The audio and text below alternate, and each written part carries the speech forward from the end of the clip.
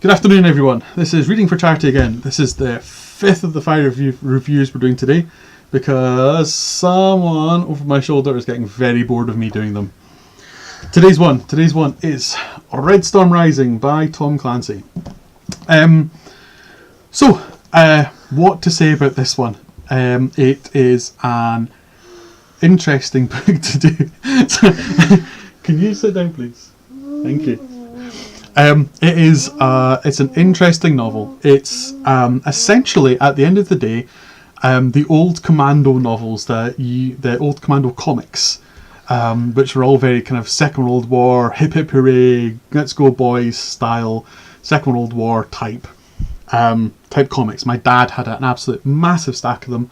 I got them all as a kid. I read them all, and this is kind of like the 80s version of those old Commando novels. So it's down as a techno thriller. I'm not entirely sure I would call it a techno thriller and have it more down as just a good old-fashioned war novel, to be honest. I mean, there's lots of interesting things, lots of interesting characters, but I genuinely do think that the core premise of this, which is, what if the West and the East went to war together, using conventional weapons, what would happen? And would it happen the way it happened this? And this is written at the height of the Cold War. This is the 86 or something, I think this is written in. Double down, go find it. First published 86, there we go. So, kind of middle of the Cold War, and the idea was that, would we actually be fighting a war with conventional weapons at all if World War III happens? And this is essentially World War III. And the answer is not really. World War III happens, it's going to happen with nukes. If Russia invades Germany, which is basically what happens in this book, the response will be with nukes. I mean, that's the long and short of it. There's not going to be a conventional war over any period of time, and the war over this is actually relatively short. It's kind of weeks rather than months, or rather than years, sort of thing. It's relatively swift. But it's there's all sorts of annoying little bits in this. So for starters, it suffers the same problems that you find with a lot of action films, and I'm thinking kind of like Mission Impossible, ridiculous little films in that, which is that the bad guys always have some massively convoluted plot in order to bring about what they want. In this case, it's bombing the Kremlin. That's the kind of the lead through, and then it starts off with some terrorists blowing up an oil field. It feels very much like a film far more than it does, a what if book. So a lot of science fiction starts off with what if this happened, what would the outcome be? And I think this has kind of worked backwards, and Tom Clancy sat down and said, I want to write a book about World War III with conventional weapons. What are the steps I can make to make that happen? So a lot of it is, a supervillain-esque. When a group of people bomb the Kremlin to provide a reason for something else to happen, and it's like, well, no, you wouldn't do that. You wouldn't have Russia bombing the Kremlin in order to create a reason for doing the next stage, because why would they? They don't really need that. There's other ways to generate that level of outrage and insult. And in the end, the Kremlin bombing ends up backfiring them at the end of it, because various people get assassinated because children were in the building, yada yada yada.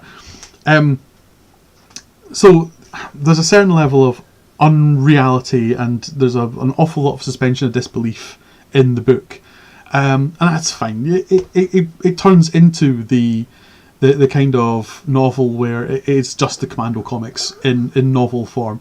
It's reading it through, and things are blowing up, and people are dying, and stuff's going on, and tanks are rolling across the countryside, and planes are shooting overhead, and there's missiles, and there's bombs, and there's things exploding, and it's fine. It's a novel where you turn the page and something else explodes. It's a Tom Cruise film in novel form, and that's fine. That's completely and totally fine. But it's not. It's hard to do a review of it, because you're not reading it with the view of why the character's doing this. They're doing this because things need to explode on the next page, so this is why the characters are doing it. And it's less of a techno thriller because people aren't running around trying to work out how they are, how these things are happening. There's a little bit of tech porn in there, if you like, in the way that the guns are described, and the tanks are described, and the planes are described, and the narco interrogations that they do when they uncover one of the prisoners. And it's it's all very much a little bit of the fetishization of warfare and the army and soldiers and conflict in general that Tom Clancy gets aimed at him. Which is, it's an honest thing to say. It's an honest way to actually look at it. But I mean, I think it is literally it's a commando comic. Things explode, things happen, and the reasons why people do things don't necessarily make any sense, but they service the story. Fine, okay. I've got absolutely no problem with that.